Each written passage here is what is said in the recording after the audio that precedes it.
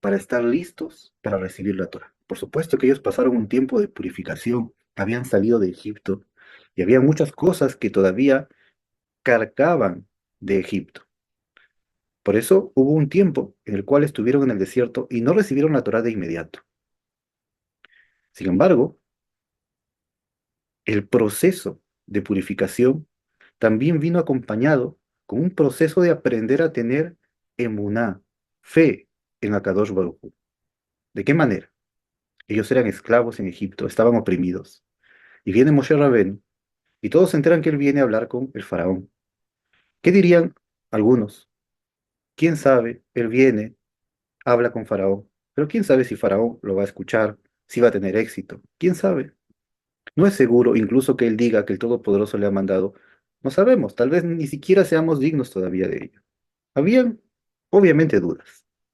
Viene Moshe, viene Moshe Rabenu, habla con el faraón rechaza la propuesta de Moshe, que en realidad era una orden divina, él la rechaza, y al contrario, el faraón les da un doble trabajo y mayor opresión. Entonces, ¿qué podemos pensar que ellos dijeron? Está escrito incluso, que ellos no querían escuchar a Moshe debido a la opresión de espíritu que tenían, por el doble trabajo y la opresión y la presión de esclavitud que el faraón impuso sobre ellos, hasta que de pronto se enteran que Moshe vuelve a ir al faraón. Yo no había mucha esperanza que él insista. En poco tiempo, ellos ven que en Egipto hay ruido, hay problemas. ¿Qué está pasando en Egipto? Y ven una cantidad de gente que se acerca a Goshen, al lugar donde ellos viven, los hebreos, a pedir agua. ¿Qué está pasando? Se enteran que todas las aguas de Egipto se habían convertido en sangre.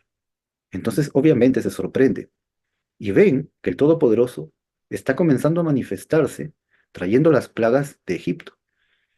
Y, como sabemos, plaga tras plaga, milagro tras milagro, señales que ellos veían como las ranas, y que a ellos no les afectaba ni la sangre, ni las ranas, ni todas las plagas que pudieran existir.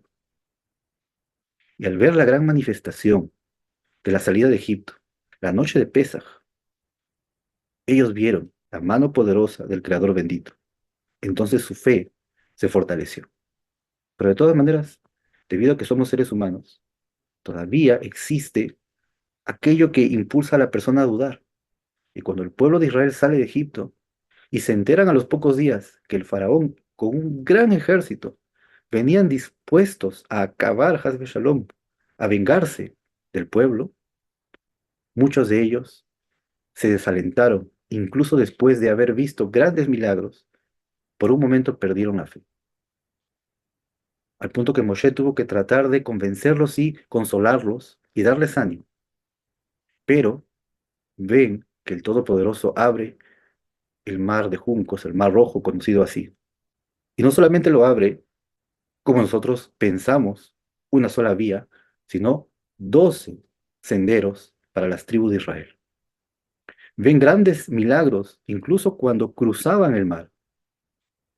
Y luego ven que el faraón ingresa al mar y el mar regresa en toda su fuerza y hunde a todo el ejército del faraón. Ellos cantan al Todopoderoso y su fe se enaltece, crece aún más. Pero lamentablemente el ser humano, incluso después de ver milagros, muchas veces se deja llevar por los pensamientos negativos. Y durante su travesía en el desierto, muchos se quejaron que no había agua, que no había alimentos, que el Todopoderoso les dio el maná, el agua de la roca. Y aún así, algunos dijeron, ¿está Hashem con nosotros o no? Y vino Amalek, como vemos en la historia, y hubo una lucha contra ellos, pero Moshe Rabenu alzó sus manos, y cuando sus manos se alzaban, Israel prevalecía, y al final vencieron a los amalequitas. Todas estas cosas que pasaron fueron un proceso para fortalecer la emuná del pueblo. Cuando llegaron al monte Sinai, Moshe Rabenu les dijo, el Todopoderoso quiere entregarles la Torah. ¿Y qué dijeron ellos? Naase benishma. Haremos y luego entenderemos cada uno de los preceptos. El naase es el cumplimiento de los preceptos de la Torah. Y el nishma, el escucharemos, que quiere decir los entenderemos, se refiere al estudio de la Torah. A través del estudio vamos entendiendo el porqué de las mitzvot, la profundidad de cada mitzvah. Pero ellos anticiparon el naasé, anticiparon el haremos, incluso sin saber qué nos va a pedir el Todopoderoso, qué nos va a ordenar. Estamos dispuestos a realizarlo, a cumplirlo. Y esto fue una completa señal de emuná firme en el Todopoderoso, porque solamente aquel que confía y cree plenamente en otro está dispuesto a hacer lo que el otro le diga, incluso sin entenderlo al principio. Y después de haber visto que el Todopoderoso siempre estuvo con ellos, su fe aumentó y estuvieron dispuestos a recibir la Torá, pero con verdadera emuná. Haremos primero, cumpliremos y después la estudiaremos e iremos entendiendo el porqué.